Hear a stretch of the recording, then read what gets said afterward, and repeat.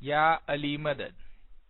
Al-Waiz, Abu Ali, Waiz number 239. جمع کھانا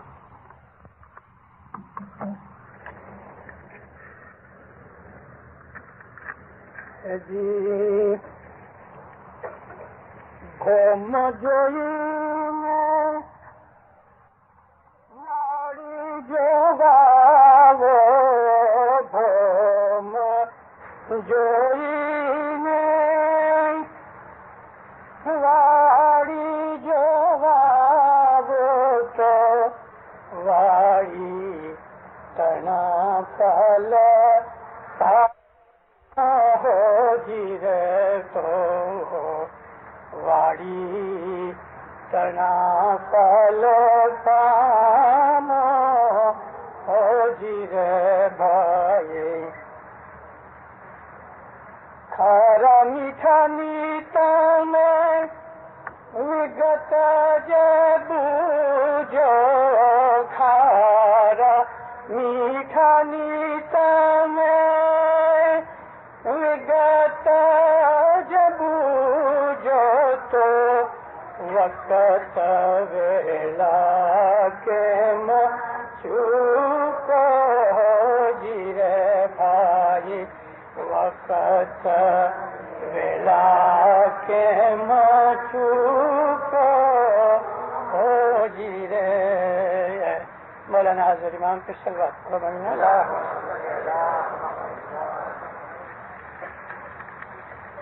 ہم کو ہمارے گنانوں میں ایسی ایسی دلیلیں دے کے سمجھایا گیا ہے کہ ایک ابھن آدمی، بے علم آدمی، کم عقل آدمی، چھوٹا بچہ بھی اس چیز کو سمجھ سکے کہ پیر کیا کہنا چاہتے ہیں.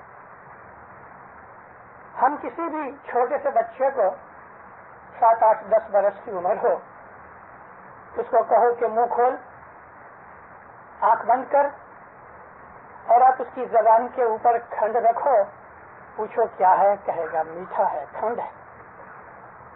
اگر اس کی زبان کے اوپر ایک لیمبو کا ٹیپا ڈال دو، کہے گا کھٹا ہے. اس کی زبان کے اوپر تھوڑا نمک رکھ دو تو کہے گا یہ کھاری ہے. ہم نے دیکھا تو نہیں، لیکن ہماری خدا تعالیٰ نے ہمیں جو سینسز دی ہیں، ان سینسز کی وجہ سے ہم اس چیز کو پہچان لیتے ہیں. پھر نے ایک اور دلیل دی ہے،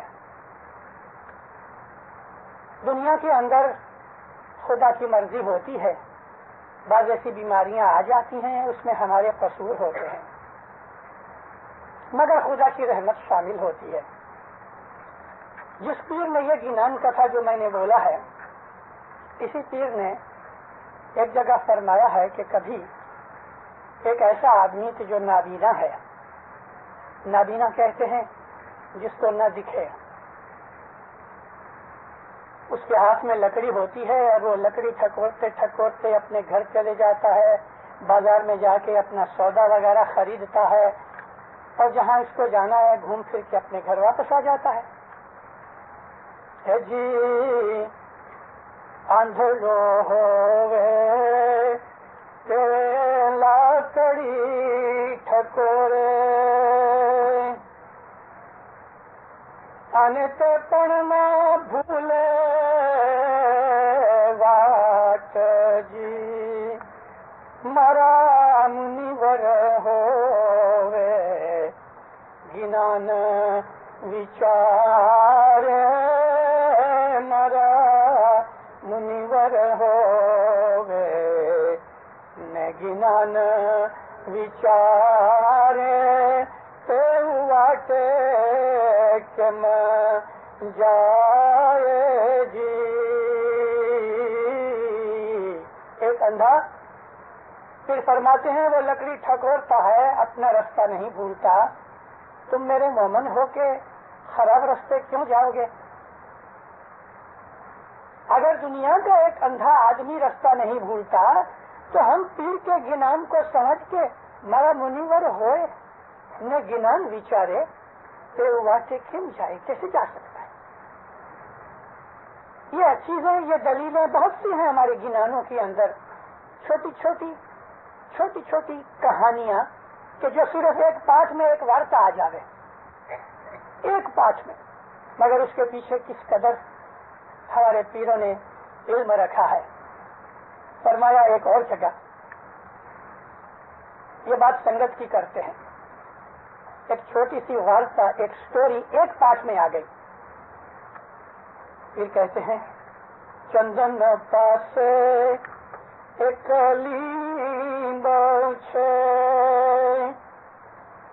तेमा सुगंध बहु रे आपार जी, तेनी पासे वसे ओला वासला,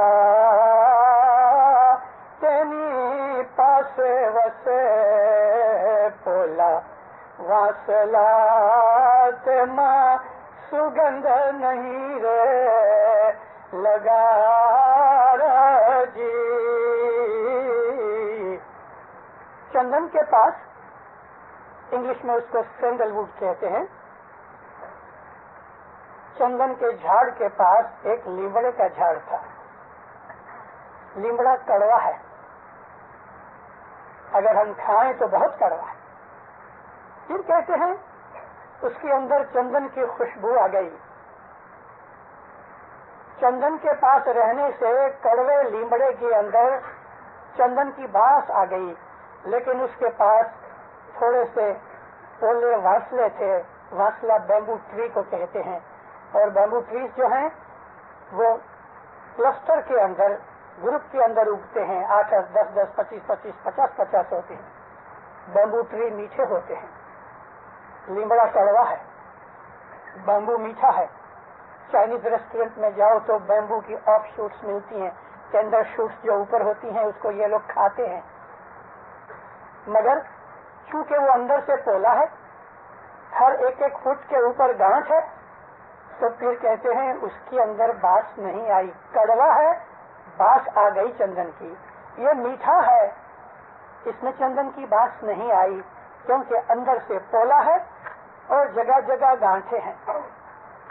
जी तो तमें सती लोक छो, तुम भी ऐसे हो। बाबा बेईमानी ने वारी है, अपने दिल की बेईमानी को, अविश्वास को दूर कर दो। गुरुगत गंगा माई जाई उभा रही ने, गुरुगत गंगा माँ जाई उभा रही ने, किधा करतव प्रकाशिए। जाओ मुखी के पास, जब गत बैठी हो, सुबह शाम जमा खाने के अंदर जब गत का मेला हो, उस वक्त जाके इमाम के तख्त के पास खड़े होके अपने गुनाहों को जाहिर करो इमाम के सामने। लोगों के पास बोलने की जरूरत नहीं। गुरगत गंगा माँ जाई उभा रही ने, ईदा कर्तव्य प्रकाशिए। हाँ, ऐसा होता था पहले जमाने में, पहले जमाने में होता था, आज नहीं होता। हमारी बहुत सी पुरानी बातें, बहुत सी प्रणालिकाएं जो पीरों के जमाने में होती थी, आहिस्ता आहिस्ता हमने ही उसकी नाक मरोड़ मरोड़ के उसको सुधार वधारा कर दिया। मुझे याद है पंजाब के अंदर जब किसी को सतावा डालना होता था तो वो मुखी साहब के पास आके सारी जमात के बाद, यानी काम काज खत्म हो जाए, तो मुखी साहब के पास आके हाथ जोड़ के कहे, मुखी साहब मेरे घर पे ये आफत आई है, ये बीमारी आई है, ये फलानी तकलीफ आई है, मुझे सताड़ा डालना है। अगर मुखी साहब मंजूर करे तो उसका सताड़ा कबूल करे।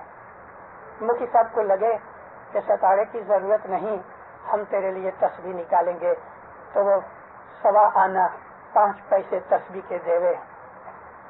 जब तस्बीह उसकी खास तस्बीह निकले तो वो दरवाजे के पास खड़ा हो जाए। जब जमात उसके लिए तस्बीह निकाले ना, तो वो हाथ जोड़ के गले के अंदर कपड़ा लेके आवे और इस तरह से, जिस तरह मफलर डालते हैं, یہ ایک عاجزی کی نشانی ہے. ایسا ہاتھ جوڑ کے وہ تسبیح کے اندر کھڑا ہو کہ یا مولا گت کی تو فیض میری مشکل آسان کر. اگر مفتی صاحب اس کا ستارہ قبول کر لے تو 7 دن اس کے گھر کے اندر سے سفرہ آوے, چھوٹے چھوٹے بچے, دودھ پیتے بچے بھی, ساری فیملی جماعت خانے آ رہے. اور جب اس کے ستارے کی تصویر نکلے نا تو وہ پیچھے ہی بیٹھا ہوئے تو وہ بھاگ کے ادھر کھڑا ہو جاوے جماعت کے دروازے کے باہر. اس قسم کے دروازے نہیں تھے, اس قسم کے جماعت خانے بھی نہیں تھے. وہاں کیا تھا وہ زمانے کے اندر پرانے جماعت خانے اس طرح کے تھے کہ فرسٹ فلور پہ ہوتے تھے, نیچے دکانیں ہوتی تھی اور وہ دکانیں عموماً اسماعیلیوں ہی کی ہوتی تھی یا نیچے کوئی اور کام کاج کے لیے, لیکن جماعت خانہ ہمیشہ فرسٹ فلور پہ ہوئے اور سیکنڈ فلور پہ بیت الخیال کی بنگلی ہوئے. تو اوپر جب جاوے سیڑھیاں چڑھے تو لوگ جوتیاں اتارے کہاں, دروازے کے باہر. تو جس آدمی کے گھر کا ستارہ ہوئے وہ جماعت کی جوتیوں کے پاس کھڑا ہو جائے عاجزی کے اندر کہ میں جماعت کی جوتیوں کا جیسا ہوں, یا مولا جماعت کی طفیل میرا ستارہ قبول کر لے. کیسی ابھلاشا, کیسے ارمان اور اپنی کیسی حلیمی اور عاجزی.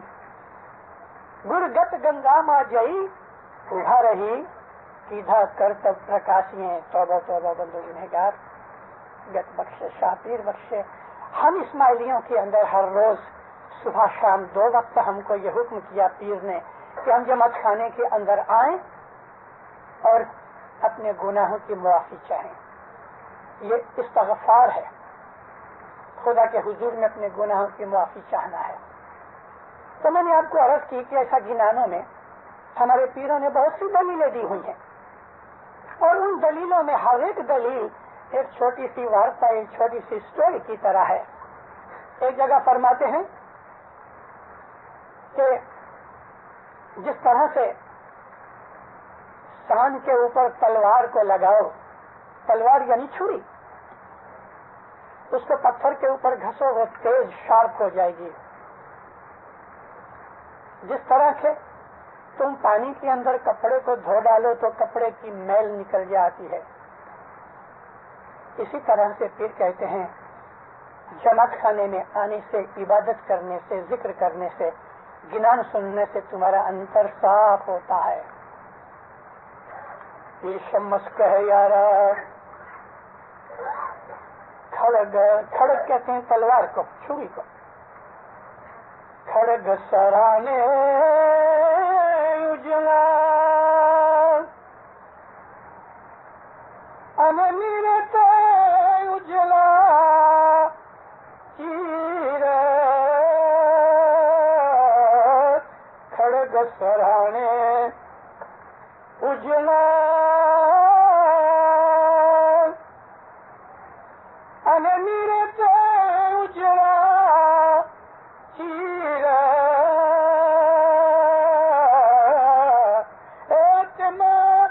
گنانے منی مر اجلا بولیا شمس پیر. جس طرح تلوار سران کے اوپر پتھر پہ لگانے سے صاف رہتی ہے, چھری کو گھستے رہو تو وہ تیز رہتی ہے, اس کو رست نہیں لگتا. پانی میں کپڑا صاف رہتا ہے, مومن جو ہے وہ گنان سے صاف رہتا ہے. گنان کا مطلب کیا ہے؟ 5, 10, 25, 50 گنان بول لیے, یہ کوئی گنانی نہیں, کیونکہ جو بولتا ہے اس کو معلوم ہی نہیں میں کیا بول رہا ہوں. گنان تو یہ ہے کہ ہمارے انتکرن میں ہمیں سمجھ دے رہے.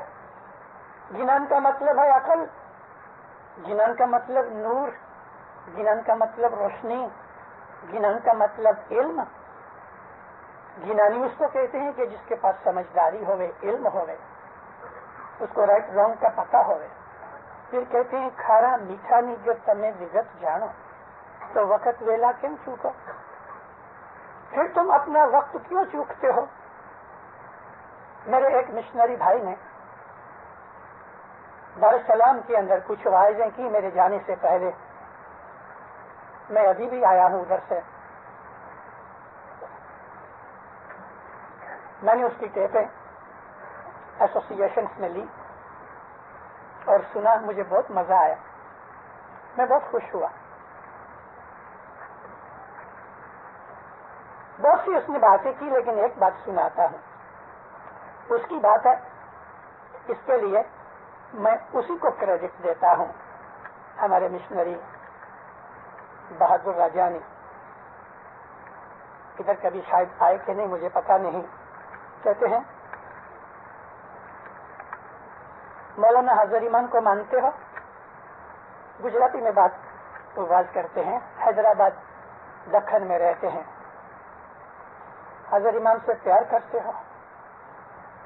اگر پیار کرتے ہو، اگر اس کو مانتے ہو، تو کیا تم یہ سہن کرو گے کہ مولا کا دل دکھا؟ اس کی دلیل دیکھو کتنی اچھی ہے. تم حضرت امام سے پیار کرتے ہو؟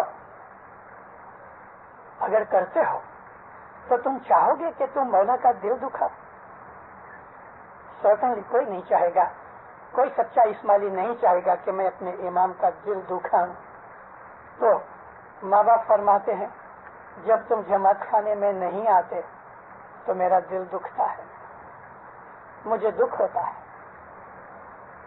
میرے مرید بن کے، میرے سے بیعت کر کے جب تم جماعت خانے نہیں آتے تو فرمایا مجھے دکھ ہوتا ہے. ایک دفعہ امام نیروبی آئے، میں بیٹھا ہوا تھا. ہمارے مکھی صاحب تھے وارث رحمو سلیمان ویر جی کٹمب کے. یہ سلیمان ویر جی کے لیے ایک بات یاد آ گئی. ساؤتھ افریقہ میں 45 میں امام گئے، سلطان محمد شاہ کی بات ہے. تو کوئی بات نکلی تو امام فرمایا علی کے زمانے میں سلیمان فارسی تھا، میرے زمانے میں سلیمان ویر جی ہوا. اس کٹمب میں سے وزیر رحمو گزر چکے ہیں. درخانہ جماعت نیروبی کے مکھی تھے. مولانا حضرت امام کو عرض کی، کہتے خداوند میں ایک بات کہنی چاہتا ہوں خوشی کی. فرمایا کیا ہے؟ کہتے مولا آپ کی مہربانی سے جماعت کی حاضری بہت اچھی ہے. ماں باپ اتنا خوش ہوا، کھڑے ہو گئے، اسی وقت کھڑے ہو گئے. مولا نے فرمایا میرے مکھی نے مجھے کہا ہے کہ جماعت کی حاضری بہت اچھی ہے، یہ سن کے مجھے بہت خوشی ہوئی ہے. اگر ہم امام سے پیار کرتے ہیں، اگر ہم امام کو اپنا سمجھتے ہیں کہ وہ میرا ہے، پھر جس طرح چاہو سمجھو، مرشد سمجھ لو، امام سمجھ لو، خدا کا نور سمجھ لو. ارے محبت کے اندر تو ہم اس کو خدا بھی سمجھتے ہیں. کچھ بھی سمجھو، ایک بڑا لیڈر سمجھ لو، تمہاری جماعت کا لیڈر تو ہے کہ نہیں؟ تو کم از کم اپنے لیڈر کی اتنی عزت تو رکھو کہ جو وہ چاہتا ہے ہم وہ کریں. تو پھر کہتے ہیں کھارا میٹھا میٹھا میں وگت جو جانو بوجھو. تو پھر تم اپنی ڈیوٹی کیوں بھول جاتے ہو؟ ہماری ڈیوٹی صرف یہی نہیں کہ ہم جماعت خانے میں آ جائیں. ہم کو پھر کہتے ہیں کہ تمہارے اندر سمجھداری پیدا ہونی چاہیے، عقل پیدا کرو، گنان پیدا کرو. اور اس کے لیے انہوں نے الگ الگ طریقوں سے ہم کو جگایا ہے. جاگو جاگو بھائیا اے مسورے بہانی، اٹھو اٹھو، اس طرح کیوں رات گما رہے ہو؟ یہ فرمان تو ہم کو اس وقت کیا پینے کے جب ہم جاگتے ہیں، مگر ہمارے دل کو جگا رہے ہیں، ہمارے دل کو جگا رہے ہیں. ایسے کتنے گنان ہیں جس کے اندر جاگو جاگو کی بات آئی ہوئی ہے. اس کا مطلب ہے کہ تم اپنے دل کو جگاؤ، ہوشیار بنو، سمجھدار بنو، اپنی ڈیوٹی کو سمجھو، رسپانسیبل بنو اور میچور بنو. چھوٹے بچے ہوتے ہیں، نادان ان کو بہت دفعہ کہتے ہیں تو بھی کبھی مانتے کبھی نہیں مانتے. لیکن ایک بڑی عمر کا بچہ 15-20 برس کا ہو جائے پھر بھی کبھی وہ نہیں مانتا تو باپ اس کو شرم دلاتا ہے، دیکھ تم ابھی چھوٹا نہیں، تم ابھی بڑا ہو گیا، تیرے اندر میچورٹی کبھی آئے گی. بہت بڑی باتیں ہیں. یہ چیز سب ہمارے سمجھنے کی ہے کہ ہمارے اندر میچورٹی آئی کہ نہیں آئی. ہمارا اسماعیلی مذہب جیسا ساری دنیا میں کوئی مذہب نہیں. بھی ایسا مذہب نہیں ہے کہ جو اسماعیلی طریقتی مذہب کی طرح ایسا بلند ہوئے. میں بہت دفعہ وعظوں کے اندر دنیا کے 5 بڑے بڑے دوسرے مذہب کے مشہور جو لیڈر ہیں، میں ان کے ساتھ کبھی کبھی باتیں کر کے میں لوگوں کے سامنے کمپیریزن کیا کرتا ہوں. لیکن وہ کمپیریزن کرنے کی ضرورت نہیں ابھی، کیونکہ آپ لوگ خصوصاً کینیڈا کے اندر بہت ہوشیار ہو، سمجھدار ہو. کہتے ہیں مشنری ابو علی ہمیشہ تو ہمیں ڈانٹتا ہی رہتا ہے. آج تو کہتا ہوں کہ آپ جیسا عقل والا کوئی نہیں. میں آج تو ڈانٹتا نہیں ہوں، میں تو آپ کو مکھن لگا رہا ہوں، آپ جیسا تو کوئی نہیں. دینداروں، آپ جتنے سمجھدار ہو اتنا تو آخری دنیا میں کوئی نہیں. اب تو خوش ہو گئے.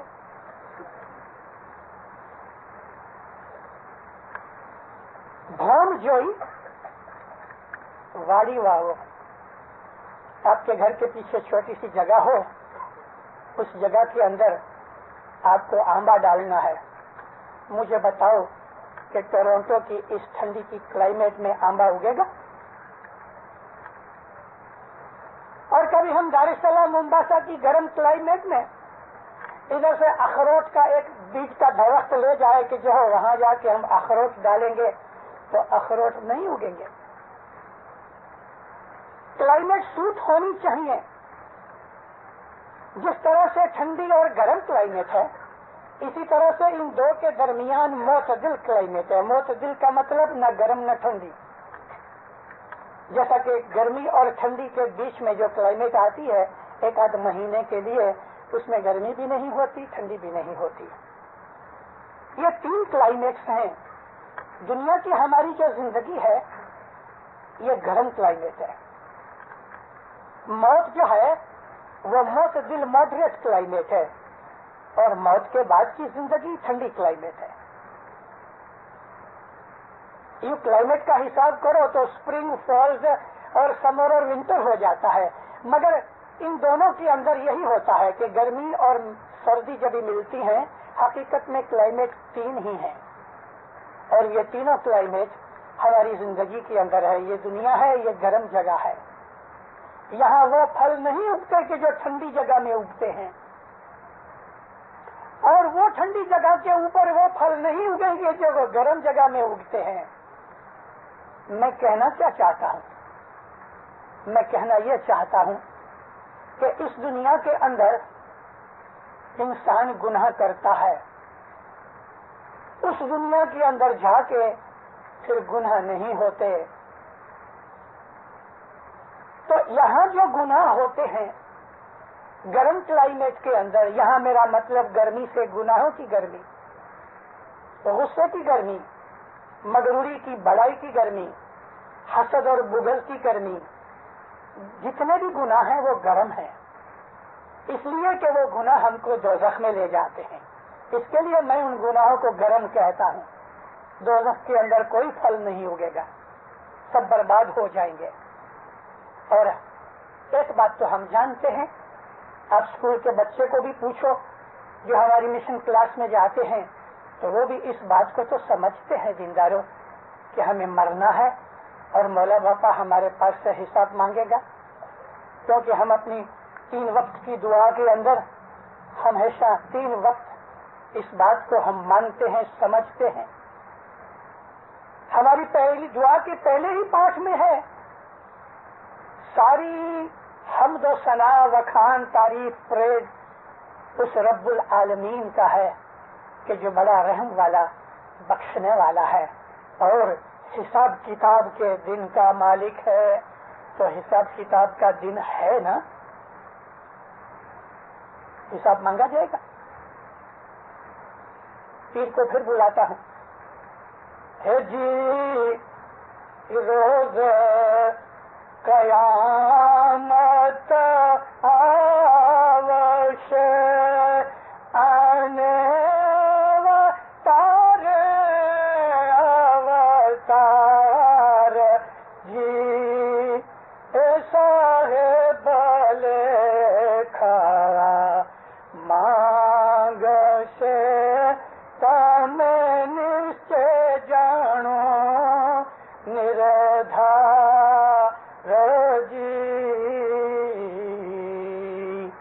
کا ایک اور بھی راگ ہے مگر یہ پرانا راگ ہے جی شریعت حق کری جانی ہے، یہ راگ ہے اس کا جو نیا راگ ہے۔ پھر کہتے ہیں قیامت کا دن آئے گا اور ہر آدمی کی زندگی میں آئے گا اوتار اوتار، تو اس کا مطلب ہماری موت جو ہے وہ ہماری قیامت کا دن ہے۔ ہمارے مسلمان بھائی عام طور پہ رونگ سمجھتے ہیں، رونگ اس لیے سمجھتے ہیں کہ ہمارے اماموں پیروں کی طرح ان کے پاس ہدایت کا سلسلہ بند ہو گیا، رسول اکرم نے آنکھیں بند کی اور خلافت شروع ہو گئی، علی کی دامن لوگوں نے چھوڑ دی، تھوڑے سے مٹھی بھر آدمی تھے جو علی کے ساتھ رہے، میجورٹی چلی گئی ادھر خلافت کے اندر، اور انہوں نے کبھی بھی مولا علی سے کوئی بات پوچھی نہیں۔ یہ جو خلیفہ تھے انہوں نے علی کے پاس سے کبھی کوئی علم کی بات سیکھی نہیں۔ ہاں کبھی کبھی ایسا ہو جاتا تھا کہ جب اٹک جاتے تھے تو پھر مجبور ہو کے علی کے پاس جاتے تھے، مجبور ہو کے۔ میں آپ کو اس کی ایک مثال دے دوں تاکہ آپ سمجھ سکو۔ ایک عورت تھی، حضرت عمر جو دوسرے خلیفہ تھے اس کے زمانے کی میں بات کرتا ہوں۔ ایک عورت نے زنا کیا، اس کے دل کے اندر خدا کا اتنا خوف آ گیا، ہو سکتا ہے کہ قرآن پڑھتے پڑھتے یا عبادت کرتے کرتے اس کو اپنے گناہ کا احساس ہوا، فیلنگ ہو گئی، ایسی فیلنگ ہوئی کہ وہ خلیفہ کے پاس جا کے، حضرت عمر کے پاس جا کے رو پڑی، کہنے لگی میں نے زنا کیا ہے اور میں حاملہ ہوں۔ حضرت عمر بڑے غصے والے تھے، انہوں نے فوراً حد جاری کر دی کہ اس کو رجم کرو۔ رجم یہ سزا ہے کہ اس کے اوپر پتھر مارتے ہیں اتنے کہ وہ مر جائے۔ اور اپنے راضی خوشی سے اس سزا کو قبول کیا۔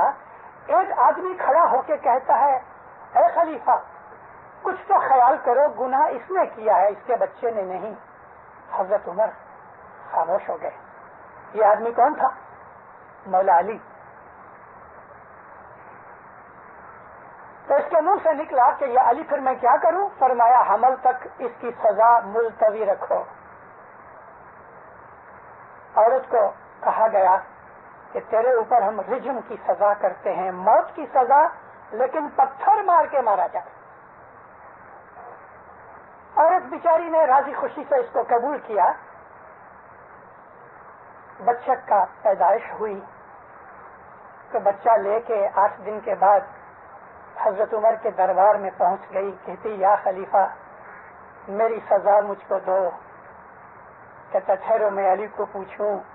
مولا علی کے پاس آدمی بھیجا گیا، مولا علی تشریف لائے، کہتا یا علی اب کیا کروں، بچہ ہو گیا۔ حضور نے فرمایا اس کا رزق کون دے گا، یعنی اس کو دودھ کون پلائے گا؟ کہتا ہے یا علی اگر آپ نہ ہوتے تو عمر ہلاک ہو جاتا۔ آپ کو کتابوں میں بہت سے یہ لفظ نکلیں گے، یہ ملیں گے کہ حضرت عمر بہت دفعہ بولا کرتے تھے مولا علی کی باتیں سن کے، لو لحق عمر الا علی، اگر علی نہ ہوتے تو عمر مارا جاتا۔ یا علی کیا کروں؟ فرمایا کہ اس بچے کو دودھ پلانے تک اس عورت کو چھوڑ دے، جب تک کہ یہ اناج نہ کھا لے، اور اس کی عمر ہے 2 سے 2.5 برس۔ وہ زمانے کی عورتیں اپنے بچوں کو قرآن پاک کے حساب سے، اللہ نے قرآن میں لکھا ہے کہ بچے کی جو دودھ پلانے کی مدت ہے وہ 2 سے 2.5 برس ہے۔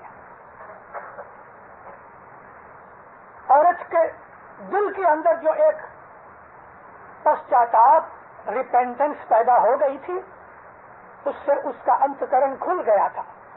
اس نے ایک بڑا ناپاک گناہ کیا ضرور، لیکن اس عورت کے دل کے اندر جو خدا کا خوف پیدا ہو گیا اور وہ خود ہی آ کے اپنی سزا چاہنے لگی یہ عورت بے چین تھی اپنے گناہ کی سزا کے لیے. بچہ ابھی 1.25 برس کا بھی نہیں ہوا تھا. اس نے چھوٹی عمر سے ہی اس بچے کو تھوڑی روٹی کھلانی شروع کر دی تھی.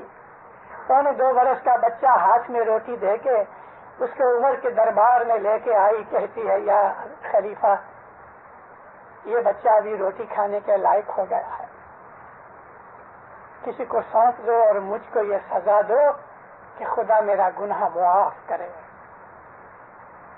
کیسے کیسے لوگ ہوتے تھے وہ. میں نے مثال تو آپ کو اس لیے دی کہ دنیا کے اندر انسان کے دل کے اندر جب اللہ کا خوف پیدا ہوتا ہے, اللہ کا خوف, خوف کا مطلب حساب مانگے گا, خدا میرے سے حساب مانگے گا اور وہ ضرور مانگے گا. ہمارے مذہب کے اندر یہ ایمان کا ایک بھاگ ہے کہ خدا حساب مانگے گا. ایمان بھرے ہوئے ہیں, قرآن بھرا ہوا ہے اور اوشیہ حساب مانگے گا. بلکہ حساب تو ہمارا ہر روز ہوتا ہے. ہمارے جتنے بھی دنیا میں دکھ ہیں یہ ہمارے گناہوں کی سزائیں ہیں. ایسا کوئی دکھ نہیں کہ جس میں ہمارا ہاتھ نہ ہو, ایسا کوئی دکھ نہیں کہ جو خدا نے ہمارے اوپر پھینک دیا. خدا تو پاک پوتر ہے, وہ تو رحم رحیمی ہے. وہ تو بہت سے گناہ ہمارے یوں ہی اپنی رحمت کی وجہ سے ہی بخش دیتا ہے. بہت سے گناہ ہم جب کچھ نیکیاں کرتے ہیں تو بخش دیتا ہے. بہت سے گناہ تو اس کو محض یاد کرنے سے بخش دیتا ہے. بہت سے گناہ ہے کسی کا کام کرتے ہیں تو دعا دیتا ہے تو بخش دیتا ہے. بہت سے گناہ ہے جماعت خانے کے آنے کی نیت کرو گے تو بخشے جائیں گے. بہت سے گناہ ہے جماعت خانے میں آؤ گے تو بخشے جائیں گے. اس نے تو لگا رکھا ہے فرشتوں کو کہ تم ڈیلیٹ کرتے رہو. یہ تھوڑا سی بھی نیت بھی کرے نا, بھلے عمل نہ کرے مگر نیت بھی کرے نا سچی, تم یہ گناہ اس کے بخش دینا. 2 فرشتے ہر آدمی کے پاس بیٹھے ہوئے ہیں, کرامن کاتبین ہمیشہ ہمارے پاس بیٹھے ہوئے ہیں, ہماری رائٹ سائڈ ہماری لیفٹ سائڈ کے اوپر.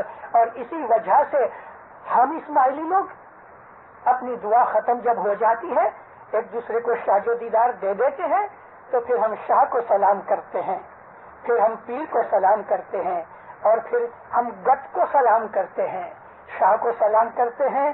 تو اس طرف کا جو بیٹھا ہوا فرشتہ ہے وہ فوراً اس کو لکھ لیتا ہے اور ہمیں جواب دیتا ہے. پیر کو سلام کرتے ہیں تو یہ فرشتہ لکھ لیتا ہے. ان 2 فرشتوں کو ہم وٹنس بناتے ہیں اور پھر جماعت کو وٹنس بناتے ہیں. میں نے دعا پڑھی, شاہ کو سلام, پیر کو سلام, گت کو سلام. 2 فرشتے جو امام کی طرف سے ہیں, کرامن کاتبین جو ہیں, وہ ہماری نیکیاں ہماری بدیاں لکھتے ہیں. ان کو تو خدا نے حکم کر رکھا ہے کہ میرا بندہ خالی نیت کرے لیکن سچے دل سے نیت کرے. اگر اس نیت کے اوپر عمل نہیں کر سکا تو بھی اس کی نیکی لکھ لو اور اتنے گناہ اس نیکی کے سامنے بخش دو. خدا تعالیٰ نے قیمت لگائی ہوئی ہے. ہر نیکی کی ایک قیمت ہے, اسی طرح سے ہر گناہ کی بھی ایک قیمت ہے. بعض نیکیاں ایسی ہیں کہ اس کی کرنے سے ایک ہی گناہ بخشا جاتا ہے, اور بعض ایسی نیکیاں ہیں کہ ایک نیکی کرو گے 10 گناہ بخشے جائیں گے. بعض ایسی نیکیاں ہیں کہ ایک گناہ نہیں, 10 نہیں, 20 نہیں, ہزاروں بخشے جاتے ہیں, ہزاروں. اور اسی طرح سے ایسے گناہ بھی ہیں کہ ایک گناہ سے ایک نیکی برباد ہوتی ہے, لیکن ایسے گناہ بھی ہیں کہ 4 جگ کی بھاؤ کی کمانی برباد ہو جاتی ہے. ایسا گناہ کون سا ہے کہ بھاؤ کی کمانی برباد ہو جائے, ساری عبادت جل جائے. اے جی 18 لاکھ برس کی عمر اس کو خالق نے دیا تھا, انت علم نے انت دولت پن لکھا رد جے کیا. میں نے 36 کروڑ کتاباں پڑھنے کا چھیلی کڑی ادھر جان بوجھ کے یہ لگائی کہ 2 پاٹ نہیں بولتا. 18 لاکھ برس کی عمر عزازیل کی بے حساب علم اور دولت خدا نے دی, لیکن ایک گناہ کی وجہ سے ساری برباد ہو گئی. کیا تھا وہ؟ خدا کا سامنا. اس نے خدا کے سامنے ریولٹ کی. اللہ نے کہا جھک جا تو نہیں جھکا. نافرمانی کا مطلب ہی ریولٹ ہے.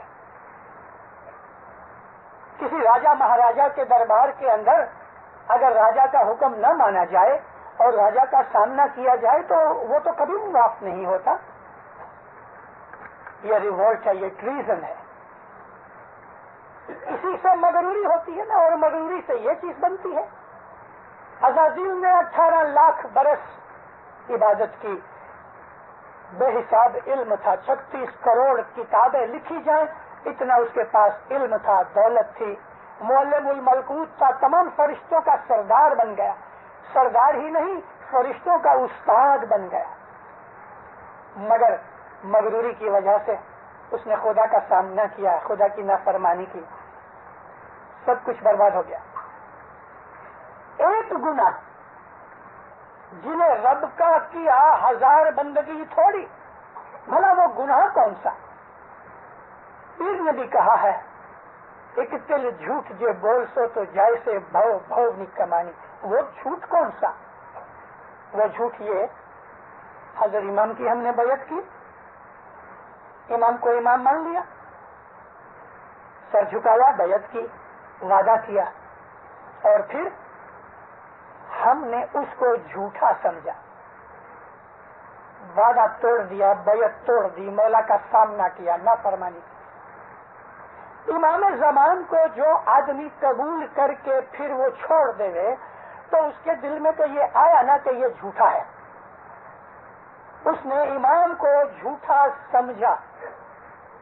مولا استغفر اللہ میری, وہ تو جھوٹا نہیں ہے, لیکن جس آدمی نے حضرت امام کی بیعت کر کے توڑ دی اس نے حضرت امام کو جھوٹا ثابت کرنے کی کوشش کی. اس نے امام کا سامنا کیا, اس نے امام کے سامنے دغا بازی کی, ریولٹ کی, ٹریزن کیا. یہ گناہ کبھی بخشا نہیں جاتا, کبھی نہیں, کسی حالت میں بھی نہیں. اللہ تعالیٰ نے فرمایا ہے اے محمد, جنہوں نے بیعت توڑ دی ان کو خدا کبھی معاف نہیں کرے گا. ہمارے بہت سے ایسے بھائی ہیں جو آج سے 70-80 برس پہلے یا اس سے بھی پہلے ہماری ہسٹری میں اس قسم کے بہت سے بنائے ہیں کہ اسماعیلی مذہب سے لوگ نکل گئے. خود رسول اکرم کے زمانے کے اندر یہ بات بنی, مولا علی کی بیعت کر کے توڑ دی گئی. طلحہ اور زبیر نے حضرت علی کو خلیفہ مان کے حضرت علی کی بیعت کی, اور پھر یہی طلحہ اور زبیر تھے کہ جنہوں نے بی بی عائشہ کے اونٹ کے پیچھے جا کے علی کے ساتھ لڑائی کی. ان کی بیعت ٹوٹ گئی. یہ دونوں چاہتے تھے کہ علی ہم کو کسی پروونس کا گورنر بنا دے, علی نے مانا نہیں, اور انہوں نے بی بی عائشہ کے اونٹ کے پیچھے لگ کے جنگ جمل کے اندر مولا علی کا سامنا کیا. حضرت عمر نے کیا کیا؟ ہمارے دوسرے خلیفہ جو حضرت عمر تھے انہوں نے کیا کیا؟ غدیر کے میدان میں سب سے پہلے اٹھ کے مولا علی کی بیعت کی. سب سے پہلے اٹھ کے, یا علی بخن بخن, مبارک مبارک آپ کو, انتا مولائی, آپ میرے مولا ہو, و مولائی کل المومنین والمومنات, اور جتنی بھی مومن عورتیں اور مرد ہیں سب کے آپ مولا ہو. مولا کا ہاتھ چوما, گلے لگایا, اور یہی حضرت عمر حضرت علی کا حق چھین کے خلیفہ بن گئے. دیندارو, ہم کو اپنے گھر کی خبر ہونی چاہیے کہ ہم کون ہیں. میں نے گئے جمعے کو بڑے جماعت خانے, مینس جماعت خانے میں وائز کی کہ سچا دین رسول کا تمہیں صحیح کری جانو. پہلے یہ نکی کرو کہ رسول کا دین ہمارے پاس ہے کہ نہیں. کیا یہ رسول کا دین ہے یا وہ رسول کا دین ہے کہ جو ہم کو لوگ آنکھیں دکھاتے ہیں؟ رسول کا سچا دین کہاں ہے؟ اگر ہم اسماعیلی مذہب کو جانتے ہیں تو ہمارے دل کے اندر ایک روشنی پیدا ہوتی ہے, اور وہ روشنی ہے علم کی, وہ روشنی ہے حقیقت کی. دنیا میں ایسے بہت سے لوگ ہوئے کہ جو لوگ کوئی بھی ظاہری وجہ کے بغیر، کسی بھی آدمی کے ملے بغیر وہ خود بخود امام کے چرنوں میں آ گئے۔ میں نے 2 باتیں سنائی تھی اس زمانے کی، یعنی پرانے زمانے کی، کہ ایک سید سلیم وارثی اور ایک مشنری غلام علی شاہ کا باپ سید محمد شاہ۔ میں نے اس واعظ کے اندر ان دونوں کا ذکر کیا۔ ان کو کوئی اسماعیلی مشنری بولنے کے لیے نہیں گیا، مگر خود بخود علم سے ان کو پتا چلا کہ دنیا کے اندر سچا امام موجود ہے، اللہ کا نور موجود ہے، اور حضرت امام کے قدموں پہ آ گئے۔ لگ بھگ 22-24 برس کا ایک لڑکا لاہور کے اندر، اس نے BA پاس کیا، علم سیکھا۔ یہ وہ لڑکا تھا کہ جس نے تاریخ سے پڑھی، قرآن پڑھی، حدیث کی اسٹڈی کی، تو اس کو معلوم ہوا کہ دنیا کے اندر خدا کا نور موجود ہے۔ اگر اللہ موجود ہے ہر زمانے کے اندر، اور اللہ اگر خالق ہے ہر چیز کا، تو وہ اپنے بندوں کو ہدایت کے بغیر کبھی نہیں چھوڑے گا۔ بشیر الدین رانا نہ اس کا نام تھا، 24 برس کا جوان سنی لڑکا، وہ امام زمان کے قدموں میں آ کے اسماعیلی بنا، خود بخود، کسی بھی مشنری کی دوستی یا ملاقات کے بغیر۔ اس نے لاہور سے ایک پیپر، ڈیلی پیپر نکالنا شروع کر دیا۔ دیکھو نا دنیا کے اندر کیسے کیسے بناؤ بنتے ہیں۔ 3 برس وہ اسماعیلی رہا اور پیٹ کی کوئی بیماری میں بیچارہ گزر گیا۔ میں یہ بات کرتا ہوں 1935-36 کی۔ بشیر الدین رانا اپنی ہسٹری پڑھ کے، قرآن پڑھ کے، حدیثوں کی اسٹڈی کر کے اس کو امام کی شناخت ہو گئی۔ ہم تو اپنے باپ دادا سے اسماعیلی ہیں، اسماعیلی مذہب کے اندر ہم نے جنم لیا ہے، مگر ہم کو ابھی تک اسماعیلی مذہب کا پتہ نہیں کہ اسماعیلی مذہب کیا ہے۔ یہ صوفی مذہب ہے، ہمارا مذہب ہے وہ مسٹسزم ہے، ہمارا مذہب ہے وہ باطنی طریقہ ہے، ہمارا مذہب یہ ہے کہ ہم کو حقیقت سکھاتا ہے، ہمارا مذہب ہم کو اس دنیا کے اندر پاک بناتا ہے۔ ہمارے عمل بھی پاک ہوتے ہیں، ہمارے خیال بھی پاک ہوتے ہیں، اور عمل تبھی پاک ہوتے ہیں جب خیال پاک ہوتے ہیں۔ اسی لیے انسان کو خدا تعالیٰ نے اتنا شرف دیا ہے اور اس کے لیے اتنی سہولتیں دی ہیں کہ اللہ فرماتا ہے کہ اے فرشتو، میرا بندہ اگر نیت کر لے لیکن وہ نیت کبھی اس کی پوری نہ ہو سکی تو اس کا ثواب لکھ ڈالو، اس کے گناہ بخشے جائے۔ نیت بہت بڑی چیز ہے، نیت ہی سب بڑی چیز ہے۔ انما الاعمال بالنیہ، اللہ فرماتا ہے کہ تمہارے جتنے بھی اعمال ہیں وہ تمہاری نیت کے اوپر ہیں۔ رسول اکرم کے الفاظ ہیں یہ، لیکن نبی کہتے ہیں میرے منہ سے کچھ نہیں نکلتا کہ سوا اللہ مجھے حکم کرے۔ نبی کریم کی جو باتیں ہیں وہ خدا ہی کی باتیں ہیں، مولانا علی کی جو باتیں ہیں وہ خدا ہی کی باتیں ہیں، مولانا حضرت امام کی جو باتیں ہیں وہ خدا ہی کی باتیں ہیں۔ ان کے منہ سے جو نکلتا ہے وہ الہی کلام ہوتا ہے، وہ کلام ربانی ہے، اس کے اندر حقیقت ہے، اس کے اندر نور ہی نور ہے۔ اگر ہم ان چیزوں کے اوپر چلتے ہیں تو سب کچھ ٹھیک ہے۔ ایک شخص آیا یمن سے، کہتے یا نبی میرے ماں باپ گزر گئے، میں نے ان کے لیے بہت نیت کی تھی کہ اپنے والدین کو میں حج کراؤں، لیکن یا نبی میری غریبی کی وجہ سے مجھے توفیق نہ ملی کہ اپنے والدین کو حج کرا سکا، رو پڑا۔ حضور نے اس کے کندھے پہ ہاتھ رکھ کے فرمایا تم دلگیر مت ہو، خدا تعالیٰ نے تیرے والدین کا حج قبول کیا اسی دن سے کہ جب تو نے نیت کی۔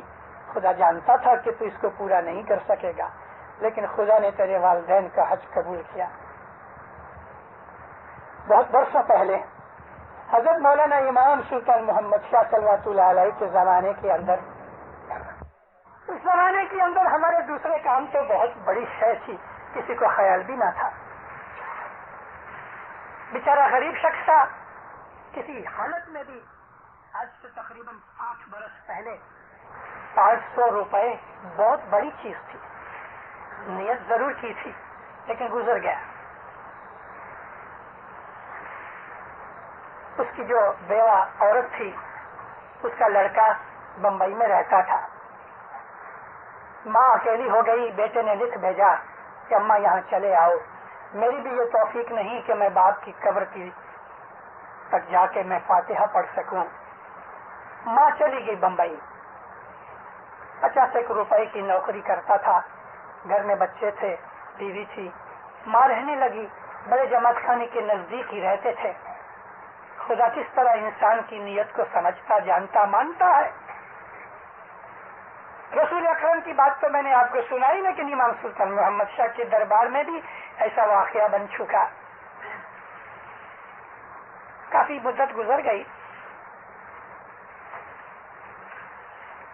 ایک دن ماں کھاتے کھاتے کہتی ہے, بیٹا اب تو ایک تمنا ہے, معلوم نہیں کب گزر جاؤں.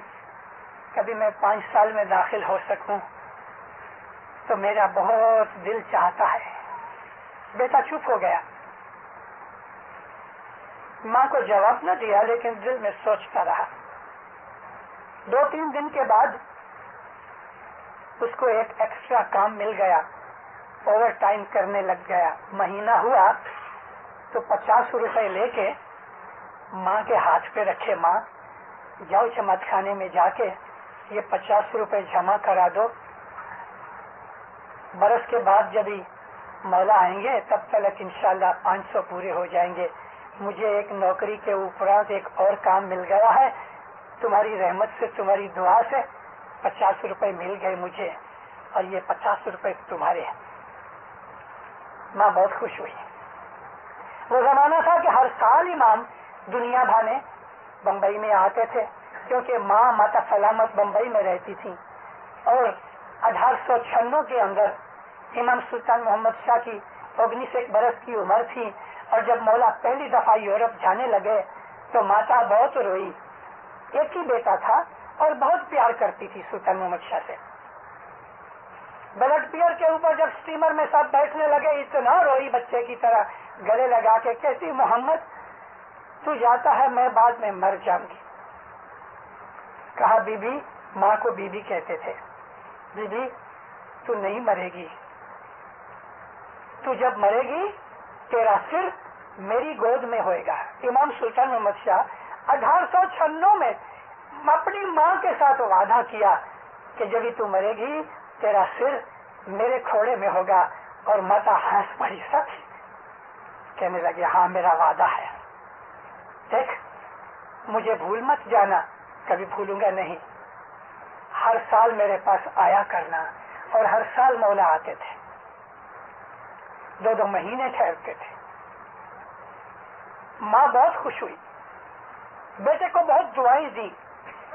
50 روپے لے کے جماعت خانے گئی. 50 روپے نوند کرائی. 5 سال پہتے میرے 50 روپے جمع ہو گئے. بہت خوش ہوئی.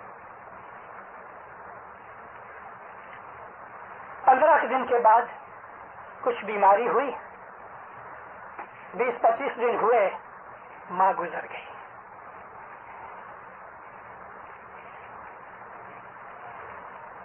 دوسرا ہفتہ نہیں بھر سکی. بیٹا روئے, دیوار کے ساتھ چکرے مارے. اس کو ماں کے مرنے کا اتنا غم نہ تھا. اس کو یہ غم ستایا کہ میں اپنی ماں کی مراد پوری نہ کر سکا. کیا کیا جائے؟ انسان جو ہے وہ قادر مطلق نہیں ہے. انسان تو واتاورن کا, حالات کا, سنجوگ کا باندھا ہوا ہے. دینداروں اپنی مرضی سے ہم کچھ نہیں کر سکتے, کچھ نہیں ہوتا. لقمہ توڑ کے منہ میں ڈالو, اگر اس کی مرضی ہوگی کہ یہ لقمہ نیچے اترے تو اترے گا, نہیں تو منہ میں ہی رہ جائے گا, نیچے بھی نہیں اتر سکے گا. اور ایسے بناؤ بنے ہیں. माँ की क्रियाकर्म तो की, कुछ पैसे उधार वगैरह लिए, अच्छी तरह से कफन दफन माँ का काम काज किया, और वो जो एक्स्ट्रा पैसे मिलते थे वो इस कर्जे की तरफ भरने शुरू किए कि जो माँ की मैयत के ऊपर उसने खर्च कर दिए, और उसने जानबूझ के ज्यादा खर्च किए कि माँ की और कोई खिदमत न हुई। 10 महीने निकल गए। मौलाना इमाम सुल्तान मोहम्मद शाह की पदरामनी हुई। इसने पहले से नियत बांधी हुई थी, पैसे जमा कर रखे थे, माँ की रूहानी की मेहमानी रखी।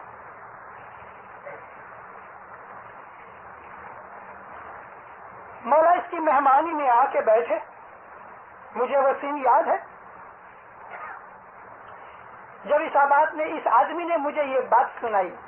उसकी मेहमानी में मैं हाजिर नहीं था, लेकिन इस शख्स ने मुझे जब बात सुनाई तो कई बरस हो चुके थे, लेकिन फिर भी उसको याद करके अपने दिल को धो डालता था आंसुओं से। इमाम के हुजूर में जब इमाम आके बैठे तो इसने पांव में सिर रख दिया, खूब रोया, जोर जोर से रोया। दिल की भड़ास ठंडी हुई।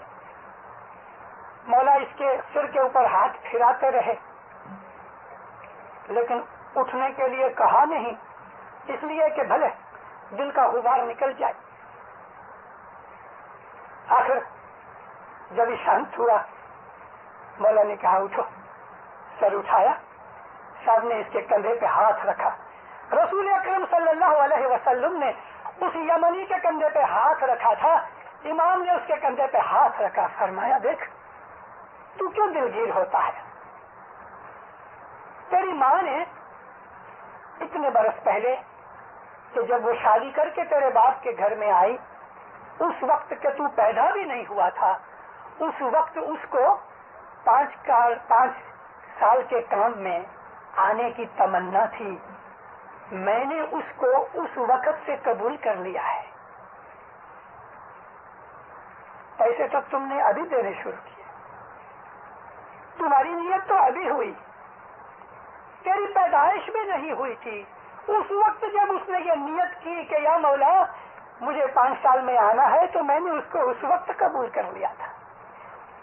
तब इसको खुशी और ढारस हुई। अल्लाह नियत को जानता है, हमारी नियत कैसी है। तो हमारे कपड़ों को नहीं देखता, हमारे जेवर नहीं देखता, हमारी शक्ल नहीं देखता, खुदा तो नियत ने दिल देखे। तुम्हारे दिल के अंदर क्या है, बस वही उसको चाहिए। और हमारा जो इस्माइली मजहब है वो हकीकती मजहब है। हकीकती का मतलब ये है कि जिसमें जाहिर का आडंबर दिखाव नहीं होता, वो तो दिलों के अंदर याद करते हैं, दिलों में याद करते हैं, उसको चाहने वाले दिलों में याद करते हैं। उसके नजदीक पहुंच के उसका हाथ लगे ये भी तमन्ना उनको नहीं होती, वो तो दूर बैठे होते हैं, देख लेते हैं तुझे, दिल की बुझा लेते हैं। दूर से बैठे हुए वो देखते हैं। इस दूर का मतलब तो और भी दूर है, जाहिर में वो नजदीक नहीं होता, मगर वो हमारे दिलों में बसा हुआ है। जो वसन से को सड़े सदरदीन के लफ्ज़ में, जे वसन से को सड़े ते मुझे हईड़े में वसन।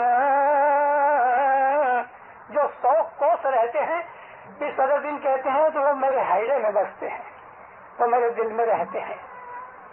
इसको चाहने वाले इससे कभी दूर नहीं होते। इस्माइली मजहब के अंदर जो बातूनी चीज है तो वो ये है, हजर इमाम जाहिर में आके बैठे, हम उसको देखते हैं। अलबत्ता हम ये भी चाहते हैं, दुनिया के अंदर हमारी जिंदगी है तो हम मौला का ज़ाहिरी दीदार भी करना चाहते हैं, मगर हकीकतन ये है, आपने कभी सोचा 5 लाख खोजे हैं दुनिया में। पीर सदरुद्दीन के बनाए हुए खोजे 5 लाख हैं, लेकिन बाकी के 2 करोड़ में से के 2.25 करोड़ के 2.25 करोड़, लेकिन बाकी के करोड़ों मुरीद के जो खोजे नहीं, मैं भी खोजा नहीं हूं, मैं पंजाबी हूं। खोजे वो हैं जिनको पीर सदरुद्दीन ने बोधा। पंजाबियों को और बहुत से सिंधियों को पीर शमस ने बोधा। जो हमारे मोमने भाई हैं सिद्धपुर के रहने वाले, इन लोगों को पीर ताजुद्दीन ने बोधा। पीर ताजुद्दीन का एक लक़ब था शातुरेल, शातुरेल ने उनको बोधा। और 1000 साल पहले, 1100 बरस पहले, 1200 बरस पहले रशिया के अंदर लगभग 1.5 करोड़ जितने इस्माइली, 56 लाख इस्माइली चाइना में, 7 लाख इस्माइली अफगानिस्तान में, मिलियन से ऊपर ईरान के अंदर, ये तमाम इस्माइली बहुत सी जगहों के ऊपर तो छुपे हुए हैं, गुप्ती हैं, जाहिर नहीं होता। ये लाखों करोड़ों इस्माइली जो खोजे नहीं, इन बिचारों ने तो 10-10 वंश निकल गई, 10-10 जनरेशन निकल गई। हजरत इमाम का कभी ज़ाहिरी दीदार नहीं किया, कभी नहीं किया। और हम जो 5 लाख खोजे हैं, हमारे पास तो हर साल आता है, कभी कभी 2-2 दफा आता है, हमारे पास आके बैठता है, बातें करता है, हमें हाथ लगाता है, हम उसका हाथ चूमते हैं। ये चीजें उन इस्माइलियों को जब पता लगता है तो वो हमसे हसद नहीं करते, हाय हू भी नहीं करते। वो कहते हैं आप लोग कितने खुश नसीब हो, इमाम का ज़ाहिरी दीदार करते हो। फिर भी उनमें से कुछ थोड़े थोड़े आया करते हैं इमाम के हुसूल में, जिनके ऊपर ड्यूटी लगी होती है। तो जिन्होंने 10-10 पीढ़ियां हो गई, 500-500 साल हो गए, 10 दफा 1000 साल निकल गए, इन लोगों में कभी जाहिर में इमाम गए ही नहीं। अभी हजरत इमाम चाइना गए, मौलाना सुल्तान मोहम्मद शाह 1911 में चाइना गए थे, लेकिन सिंकियान की साइड में कि जहां इस्माइली हैं उधर नहीं गए थे, हजरत इमाम गए। उनकी हिस्ट्री और लाइफ में पहली दफा इमाम उधर गए। रशिया में इमाम सुल्तान मोहम्मद शाह गए थे, लेकिन ये उज्बेकिस्तान, ताजिकिस्तान, सिस्तान, बदख्शान इस तरफ नहीं गए। उनके पास कभी कोई इमाम नहीं गया। पीर जाते रहे, दाई जाते रहे, मिशनरी जाते रहे, कारी के मौला के जाते हैं बरस में 1 दफा या 2 दफा। फिर भी वो हमसे ज्यादा अच्छे मुरीद हैं। इमाम सुल्तान मोहम्मद शाह सल्लल्लाहु अलैहि की दुनिया भाने वफात जब हुई, आसमान जाने के लिए लक्सर के ट्रेन में बैठे, स्टेशन से सुबह ही का वक्त था। ट्रेन जब ही निकली तो हम नाश्ते के लिए गए। हमारे काउंट पोपट भाई राजानी तंजानिया काउंसिल के, सुप्रीम काउंसिल के प्रेसिडेंट थे, वो मेरे साथ थे। हम लोग ब्रेकफास्ट लेने के लिए ट्रेन के अंदर बैठे तो 4 हमारे सीरियन इस्माइली आए। सामने से आते थे तो मुझे देख के एक आदमी भागा आया, गले से हम मिले, याली मदद हुई, मैंने इंट्रोडक्शन कराई, उनको हमने साथ बिठा लिया। काउंट राजानी मुझे पूछते हैं, इनको पूछो कि मैं कुछ सवाल पूछूं। तो मैंने कहा ये हमारे काउंसिल के प्रेसिडेंट हैं। बड़े अदब से बैठे हुए थे, बड़े खुशी से कि तुमने कभी हजरत इमाम का दीदार किया? तो कहते कभी नहीं। आज ये वक्त के मजबूरी से, यानी दुनिया भर में जौमा पूरा हुआ है तो हम आए हैं और अभी हजरत इमाम का नए जौमा का हम दीदार करेंगे। तो वजीर रजानी, काउंट रजानी दूसरा सवाल किया कि तुमने कभी ज़ाहिरी दीदार की तमन्ना की? तो कहता है कभी नहीं, कभी नहीं। हंस के कहते कभी नहीं, क्योंकि हम हर रोज उसको देखते हैं। तो काउंट रजानी वापस पूछते हैं कि तुम बैतुल ख्याल की इबादत करते हो? کہتا ہے وہ تم خوش نصیبوں کو ملی ہوئی ہے، ایسا انگلی کر کے کہتا ہے وہ تم خوش نصیبوں کو ملی ہوئی ہے، ہمارے پاس وہ نہیں تو پھر دیدار کیسے کرتے ہو؟ ہم یہ سمجھتے ہیں کہ بیت الخیال کی عبادت سے ہی دیدار ملتا ہے۔ دیدار بیت الخیال کی عبادت میں ہم سب ہیں، ہم سب ہیں، ہم کو دیدار ملتا ہے؟ آپ تو جانتے ہیں خود کو۔ تو جب یہ پوچھا تو وہ کہتا ہے کہ بیت الخیال کی عبادت کی ہمیں ضرورت نہیں، ہم تو جب یہ 3 وقت کی دعا پڑھتے ہیں تو اس کا دیدار کرتے ہیں۔ مزہ آیا نا، مذہب پالنے کا مزہ آیا۔ امام سلطان محمد شاہ فرماتے ہیں تم کو دیدار چاہیے، صبح کی دعا پڑھنے کے لیے آؤ، تم کو دیدار ملے گا۔ دیدار تو محبت کی وجہ سے ہوتا ہے، دیدار تو ایمان ہے، ہمارے اندر جو ایمان ہے یہی بدل کے امام کا نور بن جاتا ہے۔ ہمارے اندر جو ایمان ہے، ایمان کے درجے ہیں دینداروں، بہت درجے ہیں ایمان کے۔ جب ایمان کامل ہو جاتا ہے، جب ایمان کمپلیٹ ہو جاتا ہے تو وہ لو بن جاتا ہے، عشق بن جاتا ہے، اور پھر عشق کی کسی بھی سٹیج کے اوپر اس کو دیدار ہوتا ہے۔ دیدار تو ہمارے اندر ہے جی جیرے ویرا نور نارائن جنو تیا وسے۔ یہ جو لفظ نارائن ہے سنسکرت کا ہے، اس کا مطلب ہے انویزیبل، جو آنکھ سے نہ دکھے۔ خدا تعالیٰ آنکھ سے نہیں دکھتا، یہ خدا کے ناموں میں سے، اللہ کے ناموں میں سے یہ ایک نام ہے کہ جو آنکھ سے نہیں دکھتا۔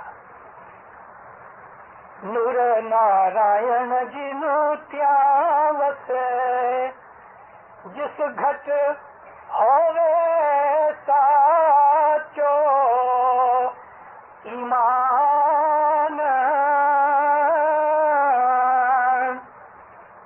جس کے دل میں سچا ایمان ہو اس کے دل میں نور بستا ہے۔ تینے دیولوک پرنام کرے پچھے، واسوتے وئی کنٹھ ٹھام، اس کو فرشتے سلام کرتے ہیں۔ ہم کو قرآن شریف اور حدیث میں اور ہمارے گنانوں میں سے یہ بھی ملتا ہے کہ جو خدا کے مومنین ہیں ان پر بھی فرشتے اترتے ہیں، صرف نبیوں پر نہیں۔ البتہ نبیوں کے پاس جو فرشتے آتے ہیں وہ اعلیٰ درجے کے مقربین فرشتے ہوتے ہیں۔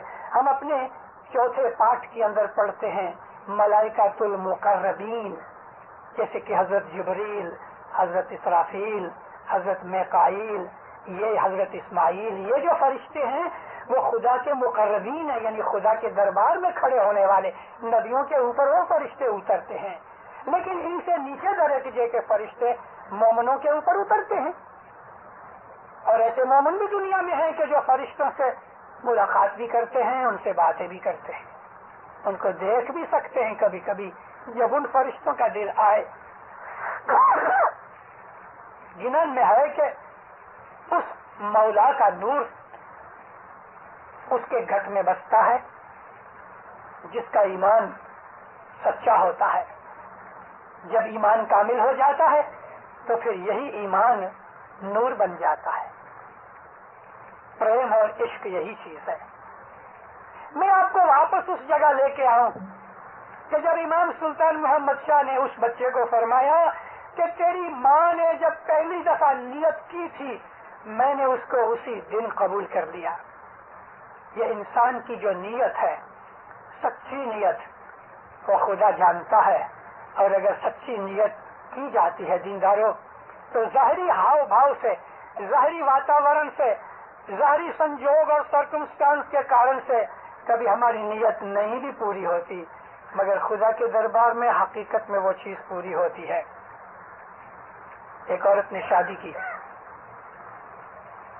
عموماً ہندوستان کے اندر 16 اور 22 برس کی عمر میں لڑکیوں کی شادی ہو جاتی ہے، مگر جس لڑکی کی بات کرتا ہوں اس نے پہلے سوچا تھا کہ شادی نہیں کروں گی، چھوٹی عمر سے اس کو مذہب کی محبت، جماعت خانے کی خدمت، علم گنان وغیرہ سے ایسا تعلق لگا ہوا تھا کہ اچھی طرح سے اسکول میں ایجوکیشن بھی نہ لے سکی، پڑھی ضرور مگر تھوڑا سا۔ ایک دفعہ امام سلطان محمد شاہ صلی اللہ علیہ نے ایک تالیکہ بھیجا۔ یہ تالیکہ 1942 کے دسمبر مہینے کا تالیکہ ہے کہ جو بمبئی کے اندر آیا سارے ہندوستان کے لیے، دسمبر 1942۔ امام نے تالیکہ بھیجا کہ لڑائی جاری ہے، لڑائی کافی لمبی چلے گی، میں اپنے روحانی بچوں کو کہتا ہوں کہ جو جوان ہیں، عمر لائق ہیں، کہ وہ شادیاں کریں تاکہ جماعت مضبوط ہوئے۔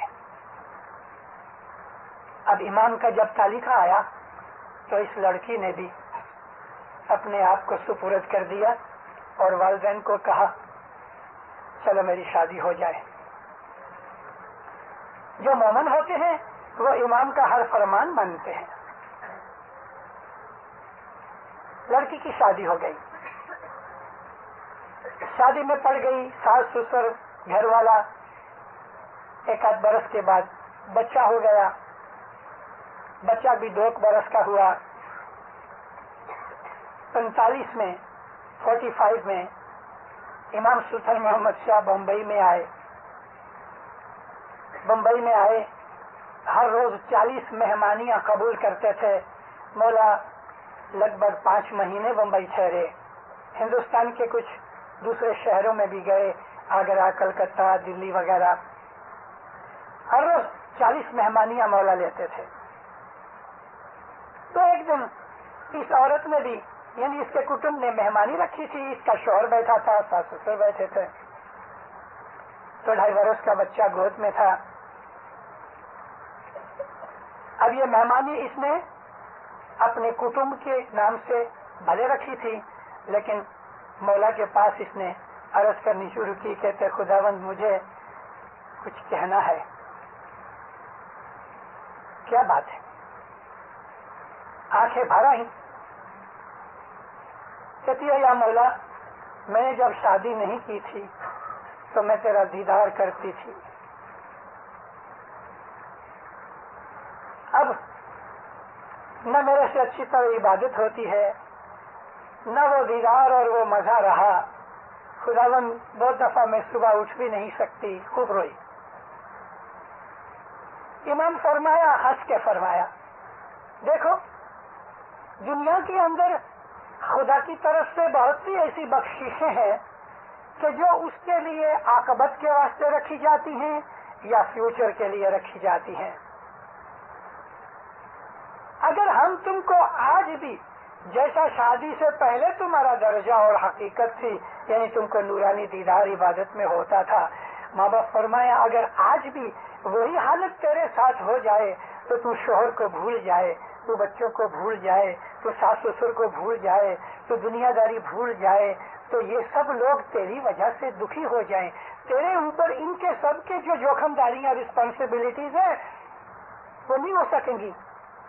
لیکن میں تمہیں خاطری دیتا ہوں کہ جب یہ تمام دنیا کی رسپانسبلٹیز تمہارے ساتھ اتنی نہیں لگی ہوئیں گی جیسی کہ اب ہیں، اس کے 2 مطلب ہیں، یا تو بہت بوڑھی ہو جائے، مولا نے نہیں کہا، میں آپ کو کہہ رہا ہوں، اس کے 2 مطلب ہیں کہ یا تو بہت بوڑھی ہو جائے یا موت کے نزدیک ہو جائے، کیونکہ پھر یہ سب جوخم داریوں کے تمہارے اوپر کوئی جوخم داری نہیں ہوگی۔ فرمایا اس وقت یہ چیز تم کو ملے گی جو ابھی سے رکھی ہوئی ہے۔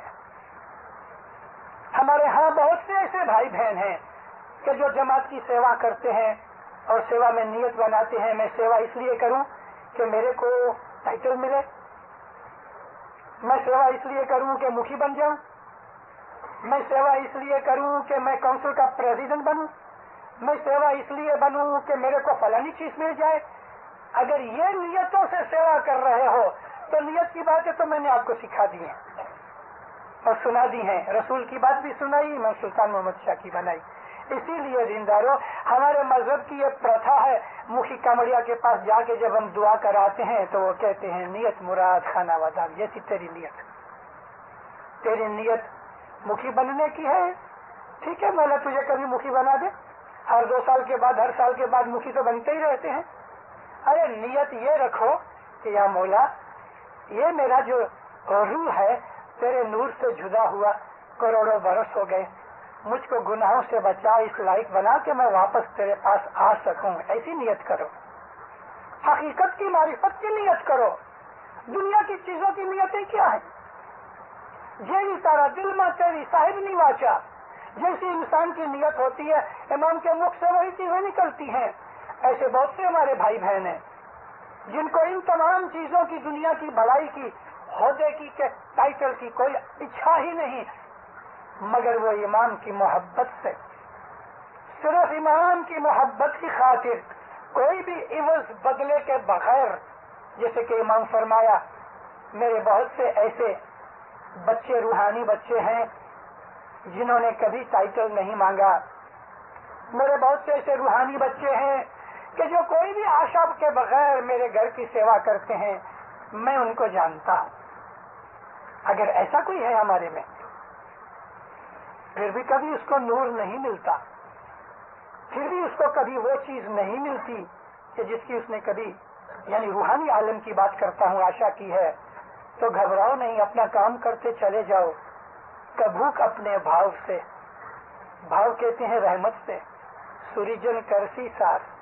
तुम्हारा काम यह है कि मौला के दरबार में पड़े रहो, उसकी खिदमत करते रहो, इबादत करते रहो, मौला को याद करते रहो, और फिर मौला को कहो या मौला ये जो कुछ भी किया है कोई दुनिया की आशा के लिए नहीं किया, एक चीज चाहता हूं कि तुम मुझसे हमेशा राजी रहना, फिर बाकी उसके ऊपर छोड़ दो।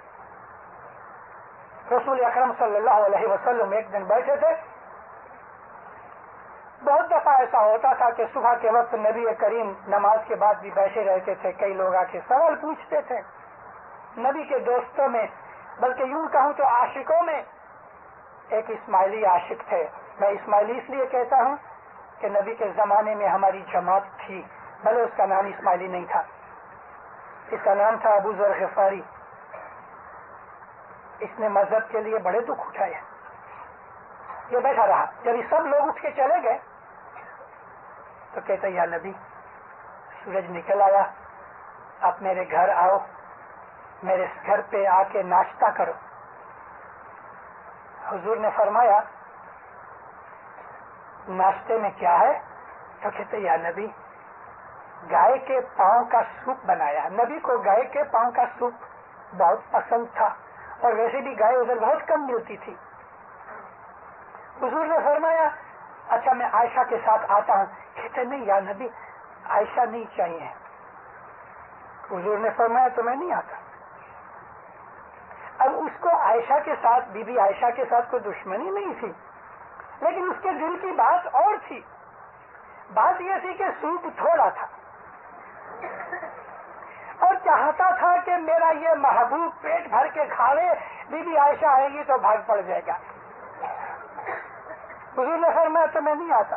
कहते या नबी चलो ना, आयशा को फिर बुलाएंगे। कहा नहीं। 2-3 दफा बहुत प्रेस किया, नबी फरमाया आयशा आएगी तो आऊंगा। अच्छा आयशा को ले आओ। मियां बीवी रसूल अकरम और बीबी आयशा गए उसके घर पे। इसने जल्दी से आगे जाके, छोटे छोटे इसके 12-14 बच्चे थे, सबको इधर उधर कर दिया, बच्चों को बाहर निकाला और उसको बोला रसूल अकरम आते हैं। जल्दी से इसने दरवाजा खोला, खड़ा रहा हाथ बांध के। तो बीबी आयशा पहले थी, रसूल अकरम बाद में आए। अंदर पांव रखा तो ड्योढ़ी के अंदर एक बड़ा पत्थर पड़ा था, 6 फुट लंबा, 2 फुट जितना चौड़ा था। उसमें 5-7 खड्डे पड़े थे। तो रसूल अकरम को जरा ताजुब लगा कि इस पैसेज के अंदर ये पत्थर पड़ा है। तो फरमाया अबू जर ये क्या है? कहते या नबी मेरा मुसल्ला है। मुसल्ला समझते हो? वो चटाई, कारपेट का टुकड़ा या चादर कि जिसके ऊपर आदमी बैठ के इबादत करे, फिर उसको लपेट के रख लेते हैं। یا نبی میرا مسلح ہے تو رسول اکرم کی بھویں اونچی چڑھی تیرا مسلح، مگر یہ کھڈے پڑے ہوئے ہیں. چپ ہو گیا. کتنی نمازیں پڑھتے ہو؟ جیسے حضور 50 نمازیں روز پڑھے تو گھٹنوں کی جگہ، پیر کی جگہ، ہاتھ رکھنے کی جگہ، سجدہ کرنے کی جگہ وہ پتھر گھس گیا تھا، کھڈے پڑ گئے تھے. نبی فرمایا 50 نمازیں روز پڑھتے ہو؟ کہتے خدا کی مہربانی سے. فوراً نبی کا منہ بدل گیا، ہنسی خوشی والا منہ اداس ہو گیا. کہتے یا نبی میرے سے کچھ قصور ہوا؟ حضور نے فرمایا مجھے وحی آئی اپنے دوست کو کہو تم بھلے 50 نمازیں پڑھتے ہو، ہمارے دربار میں ایک بھی قبول نہیں. نبی خود اداس ہو گئے تھے. وہی آئی، کہا اے گزر، اللہ کہتا ہے تو بھلے 50 نمازیں پڑھ، میرے دربار میں کوئی قبول نہیں.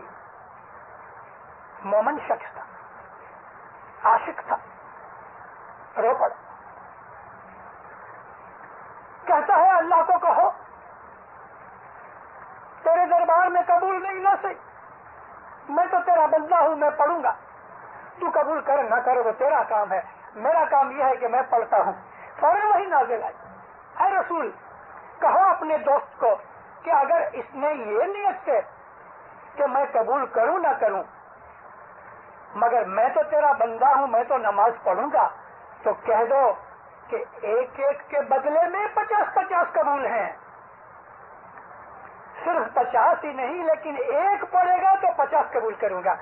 یہ خدا تعالیٰ کی رحمت ہے. اسماعیلی مذہب جو ہے، اسماعیلی دین ہے، وہ ایسا دین ہے. ایک جماعت کے لوگ امام سلطان محمد شاہ کے پاس کچھ کارسازی لے کے آئے. لینگارو آج میری چھیلی واز ہے ادھر کی. 1985 میں اور وائز میں آپ کے جماعت خانے میں نہیں کروں گا، لیکن زیادہ بھی نہیں بٹھاؤں گا. حضرت امام سلطان محمد شاہ کو وہ کارسازی قبول نہیں کرنی تھی، اس لیے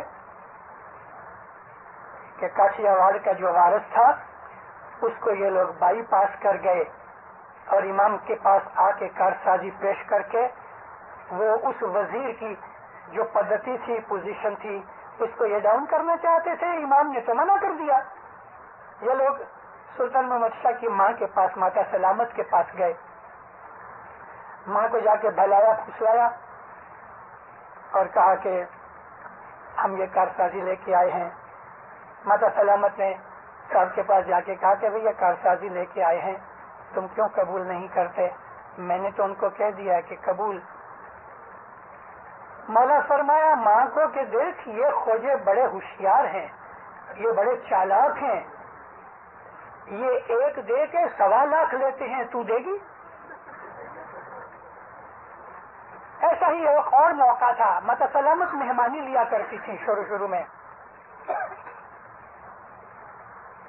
تو سلطان محمد شاہ نے منع کیا اپنی ماں کو کہ تیرا حق نہیں ہے کہ تم میرے مریدوں سے مہمانی لے، کہ وہ تجھ کو مانتے ہیں تو مجھے تیری ماں سمجھ کے دیتے ہیں، ٹھیک ہے وہ گفٹ اور چیز ہے، لیکن تو ان کے پاس سے لے کے یہ جو مہمانیاں لیتی ہے یہ تو نہیں کر سکتی. وہ ایک کا 1.25 لاکھ مانگیں گے، تو دے گی قیامت کے دن؟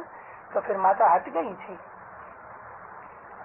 ابو ذر کی تو ایک کے بدلے میں 50 دی ہے، ہم کو تو ایک کے بدلے میں 1.25 لاکھ دیتا ہے. ایک پاؤں جماعت خانے کی طرف اٹھاؤ تو 1 کروڑ مجلسیں بنانے کا ثواب ملتا ہے. 1 کروڑ مجلسیں بنانے کا.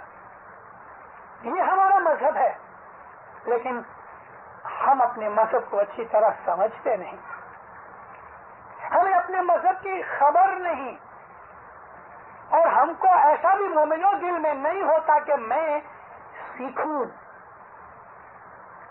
میں نے آپ کو کہا کہ آپ تو بہت ہی اچھے مومن ہیں، لیکن کھڑے کھڑے کبھی دعا نیت خیر ہو گئی تو ہم نے ایسا کر لیا تو چلے، لیکن آپ بیٹھے بیٹھے بھی اپنے ہاتھ پہ ایسا کر لیتے ہو शाजो दीदार के वक्त और उसके बाद, तो आपको पता नहीं कि हम क्यों ऐसा नहीं किया करते थे पहले, अभी क्यों करते हैं?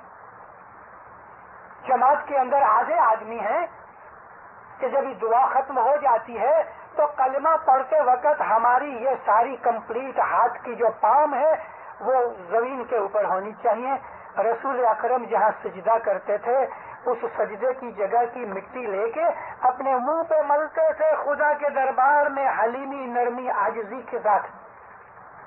वो चीज हमने की है कि अशहदु अन्ना ला इलाहा इल्लल्लाह व अशहदु अन्ना मुहम्मदन रसूलुल्लाह व अशहदु अन्ना अलीयुन अमीरुल मोमिनीन अलीउल्लाह, ये हमारा कलिमा है।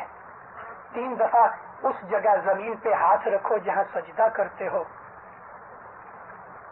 ऐसे काम आधे अधूरी हाथ हम ऐसा ऊंचा नीचा कर लेते हैं, हमें मालूम नहीं। अब समझ लो कि हमको अपने मजहब की जो ABC का पता नहीं, तो बैतुल ख्याल की अजीम हकीकतें और मारिफतें हमको कैसे पता लग सकती है? चश्मा पहनने वाले लोगों को दुआ के अंदर चश्मा उतार देना चाहिए, कभी दुआ के अंदर नहीं तो आखिरी इस कलमे के वक्त जरूर उतार देना चाहिए। आप चश्मा पहने आगे मुंह पे हाथ मत फिराओ, आपकी आंखें और परेशानी तो रह गई, नूर की जगह तो आंखें हैं, उसको तो आप छोड़ देते हो। हाथ जमीन पे रखो और अपनी पूरे सारे मुंह के ऊपर हाथ फिराओ आजिज़ी के अंदर। या मौला, मैं तेरे पांव की खाक उठा के अपने मुंह पे मलता हूँ, यानी मैं आजिज़ हूँ, तेरा गुनहगार बंदा हूँ। ये रसन कबीर दिन कहते हैं कि हमें धूड़ी रे खाक, ये रसन कबीर दिन कहते हैं कि मैं धूड़ मिट्टी की तरह हूँ, या मौला मैं तेरे सामने खाक हूँ। तो हम अपने इस जमात खाने की खाक को उठाने के लिए भी बैठे बैठे ऐसा हाथ के ऊपर ऐसा कर लेते हैं।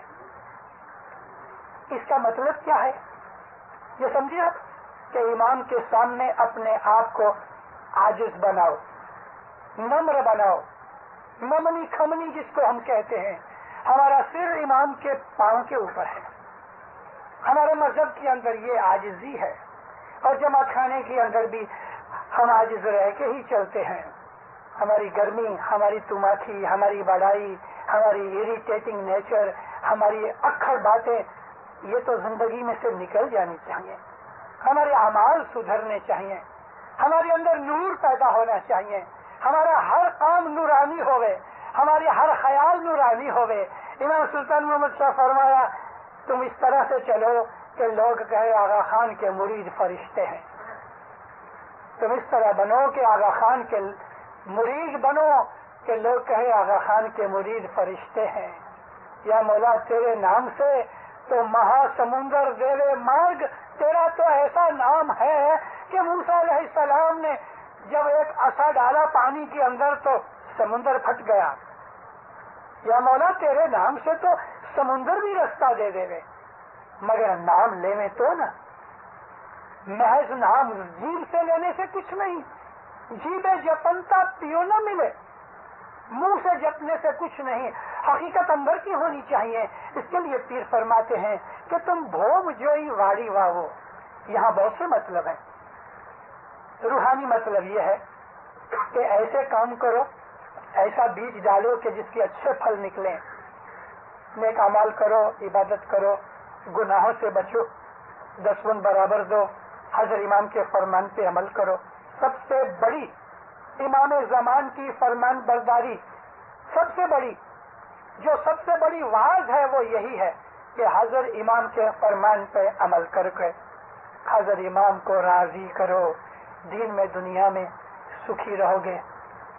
मौला आपको सुखी करे, मौला आपको आबाद करे, आपकी मुश्किलें दूर करे, बलाएं आफतें दूर करे, बीमारियां दूर करे, इमाम ज़मान हर तकलीफ दूर करे, आप पे राजी होवे, 10 शुक्रियत में पूरा रखे, आपको मौला नूर अता करे, मौला आपको अपना फरमान बरदार मोमन बनाए, हकीकती समझ देवे, अपनी मारिफत देवे, जमातों में कुटुंब कबीले में सुख शांति सलाह संप देवे। مولا ہم کو ہر قسم کی بدیوں سے بچائے، مولا ہر گناہ سے بچائے، نافرمانی سے بچائے، مولا آپ کی دعاؤں کو قبول کرے، دین میں دنیا میں چڑھتی کرے، مولا ہمیشہ ہمیشہ آپ کو اپنی چھتر چھایا میں رکھے، ظاہر باطن دیدار نصیب کرے۔